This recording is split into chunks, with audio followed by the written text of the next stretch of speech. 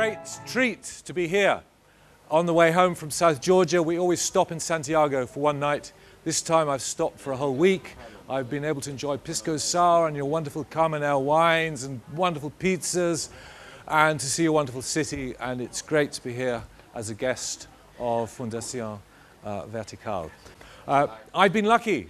I've experienced the wild mountains of Peru, the wonderful sandstone escarpments of southern Africa, the immense possibilities of the Himalaya. Occasionally I've trod close to that fragile edge high in the mountains, at times been pushed right to the limit of endurance, and on one occasion came uncomfortably close to dying. I grew up in the south of England. From an early age, I think I was excited by the wilder parts of our landscape. Although we live on a tiny island, we have a great variety of geology, and rock climbing has remained a constant pleasure for me for nearly 40 years now. But I think going back to my youth, the dream was to go to big mountains, to go to the Alps. And in the Alps, I got to know a kind of mentor, a friend called Lindsay Griffin. We did a lot together in the Alps. And then Lindsay said, how about going to the Hindu Kush, to Afghanistan? So we got a bus and we went to Afghanistan. It took 4 weeks from London. And eventually we arrived in Afghanistan, beautiful, fascinating country. And we drove right up into the far northeast of Afghanistan, the Wakhan. And there, for the first time in my life, I climbed where no one had been before. Often we were unsuccessful. We tried 2 years running to climb. This is one of the highest mountains in the world, Kunyan Kish, and we never actually got up Kunyan Kish. But it was all good experience. And I sort of feel that from the wreckage of our hopes, you have to find something. And from the wreckage of those hopes, on the second expedition, I got to know a remarkable man called Dick Renshaw, who was actually one of the best Himalayan climbers. Here was our expedition, the Kangshung face of Everest. And there were 4 of us, just 4 climbers, and they were a fantastic team. I was very lucky to join this team. You often hear about expeditions to high mountains, and you read about them, and you think, what a miserable time they're having. It sounds horrible. I have to say, we had a great time. Actually, they were some of the best days of my life. There was a sad shortage of women, but there you are. You can't have everything. And it was just amazing to live under this amazing Great Wall and to get up at dawn and then to see the sunrise on this extraordinary, immense, great amphitheater, 3,500 meters high. And what I liked was right from the start, the climbing was technical, it was steep, it was interesting, it was beautiful, the scenery is some of the most stunning scenery on earth, and there were always problems to solve, surprises. Right every corner there was a surprise, like this crevasse where we made the world's highest rope bridge.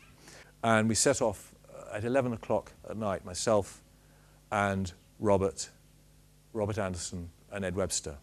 Just an extraordinary sensation, setting off in the dark, bitterly cold, maybe minus 30, maybe minus 35 degrees. And you're just in a kind of limbo. You hardly feel as though you're on the earth anymore. It's a strange, cold, dark, lonely world. And then eventually there's that awareness of just of a sort of glimmer of light somewhere down there out to the east. And you see this light growing. And then you see color. And with color there comes hope. And suddenly the world is a beautiful place again. You think, well, maybe this is going to be the greatest day of our lives.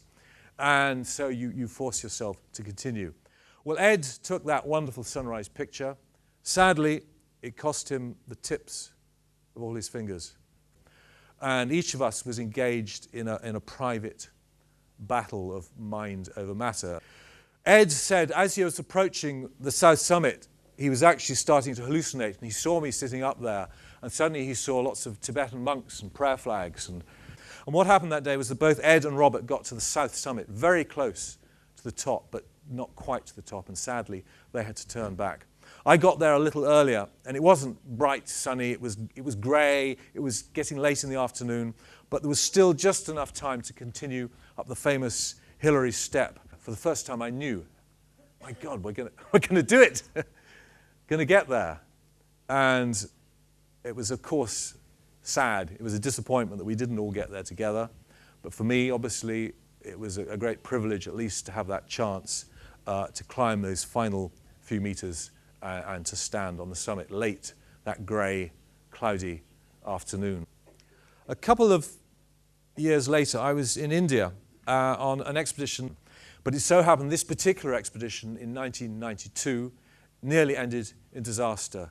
An abseil anchor failed, bing!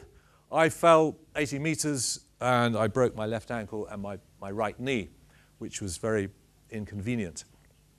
And it was a serious predicament. Luckily, I was with a very, very good team, and together we managed to get me down. But what's been interesting for me is to see the extraordinary changes in recent years. So after 24 years, not much change in the Ross Glacier. But now we go forward another 21 years, and suddenly it's all looking very, very different. And of course, it's not just Antarctica, it's not just South Georgia. The equatorial mountains, for instance, the Ruwenzori Mountains, where I went in 1987, most of that glacier is now gone. The famous north face of the Eiger, we climbed it in '86. Nowadays, it's almost impossible to climb it in summer. The Alps has lost something like 30% of its ice cover in recent years. This famous hut, Concordia hut, above the Alps, used to be level with the Aletsch Glacier. Now, from the glacier to get to the hut, you have to go up these about 350 steps, and each year they have to add another ladder. And so if anyone who says there's no climate change, well, just go and visit these glaciers. These are things that happened in my lifetime, in my climbing lifetime, very, very recently. There are still glaciers in the Alps. They're dwindling, but they are still there to be enjoyed. There's still some snow, which brings me to the end of my presentation. Thank you very much for inviting me to be here as part of this conference. Thank you. Thanks.